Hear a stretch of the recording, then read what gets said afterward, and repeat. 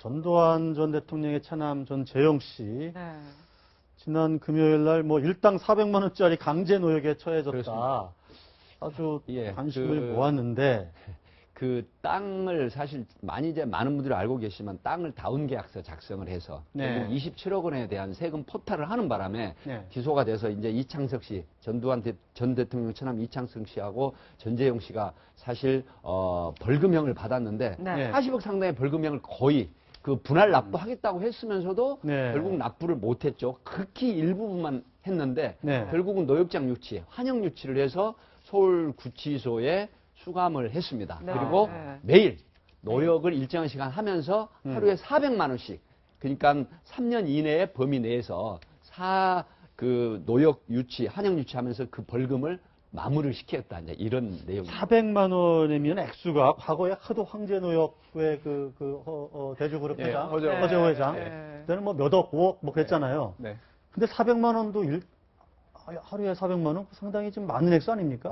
상당히 많은 액수죠. 예. 하지만 이게 그 해당 판사가 되게 고민을 많이 했을 겁니다. 네. 법에서 그렇게 할 수밖에 없기 때문에 그렇게 한 측면이 있어요. 예. 왜냐하면 문제가 예전에 그 대주그룹 문제가 있었을 때 하루에 이렇게 그 벌금에서 공제되는 액수가 너무 많으니까, 너무 크니까 네. 문제가 있다라고 해서 기본적으로 최소 기간 이상은 일정 기간 이상을 이제 선고할 수 있도록 그렇게 법을 바꿨습니다. 그런데 문제가 그렇게 시도를 했지만 더욱 중요한 부분은 아직까지 개정이 안 돼 있어요. 왜냐면은 이렇게 벌금을 안 냈을 때 노역장 유치해가지고 노역을 시킬 수 있는 최장 일수가 네. 벌금 선고액이나 미납액에 관계없이 최장 3년이에요.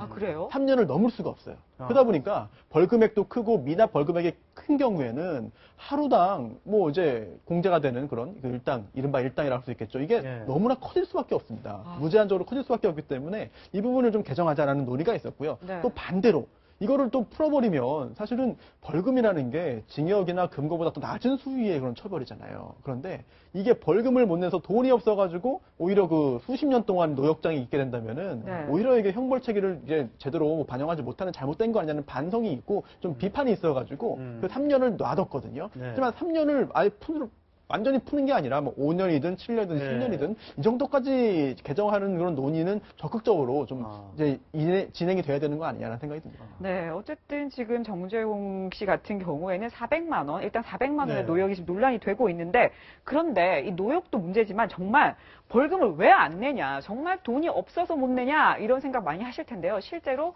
어떻게 얘기했는지 한번 들어보시죠. 지난 재판에서 벌금을 납부하실 돈이 없다고 말씀하셨는데 그 정황은 지금도 마찬가지입니까? 전 대통령님이나 좀 도와주셔서 이렇게 진행이 될 가능성은 없나요? 지금 저 사는 집까지 다 압류가 되는데 뭘 어떻게 도와줘요? 사는 집도 압류가 돼 있는데. 네, 지금 전두환 전 대통령도 돈이 없고 전재용 씨도 돈이 없어서 못 낸다 이렇게 얘기했거든요.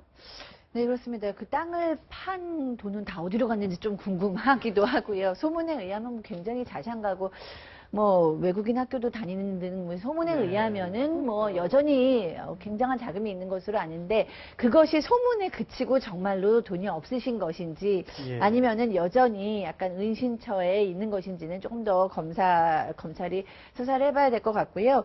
저는 이제 이 황제 노역에 대해서 지금 국민들의 반응이 역시 좀 좋지 않아요. 네. 왜냐하면은 그러면은 뭐 이런 식으로 탈세하고 다 네. 그냥 몸으로 가서 때우면 되는 거 아니냐. 네. 뭐 이런 식으로 하고 있거든요. 이분들이 가서 하게 되는 일이라는 게 뭐 종이접기라든가 장디깎기 뭐 이런 거라고 해요. 종이접기랑 잔디깎기라는 봉투접기하고 잔디깎기를 한다고 해요. 예. 그러면 물론 뭐 그 갇혀서 그런 일을 하는 것이 굉장히 고통스럽기는 하겠지만, 그럼에도 불구하고 사실은 보통 사람들이 하는 것보다도 그렇게 과한 노동은 아닐 수도 있거든요. 그러고 그렇게 400만 원을 받는 거예요. 그러니까 이제 일용직 노동을 하시는 분들이 하루에 한 10만 원 정도를 받는다고 했을 때, 이 정재용 씨가 어떤 일을 사회에 그렇게 많이 기여를 하길래 하루에 400만 원으로 칠 수 있느냐라는 또 질문이 나올 수밖에 없죠. 이런 면에서는 지금 선변혁 교수님께서 얘기하신 어떤 변화들이 있을 법하지 않은가 하는 의견이 있습니다. 이 본인이 원하지 않으면 아까 얘기했던 강제 노역을 안 할 수도 있다면서요. 이게 강제로 시킬 수는 없다. 그렇게 되면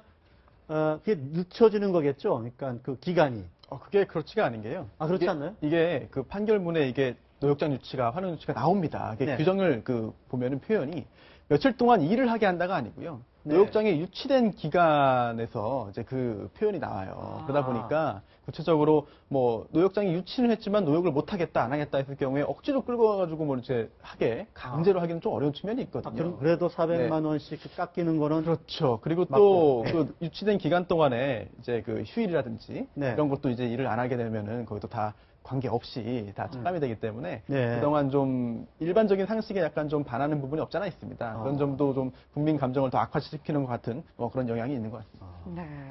저게 아까도 좀 우리 박수현 의원님께 물어봤지만 진짜 검찰이 이게 이제 흐지부지 됐었습니다, 환수가. 네네. 그러다가 박근혜 정부 들어서서 박 대통령이 그거 다시 강력하게 얘기를 했습니다. 네. 2013년에. 네. 그래서 검찰이 다시 이제 다 뒤진 건데 액수가 워낙 커서 그런 건지. 지금 그 1,069억 정도가 미 환수 됐습니다. 예. 전두환 전 대통령. 근데 전두환 전 대통령이 법정에서 뭐라고 얘기를 했습니까?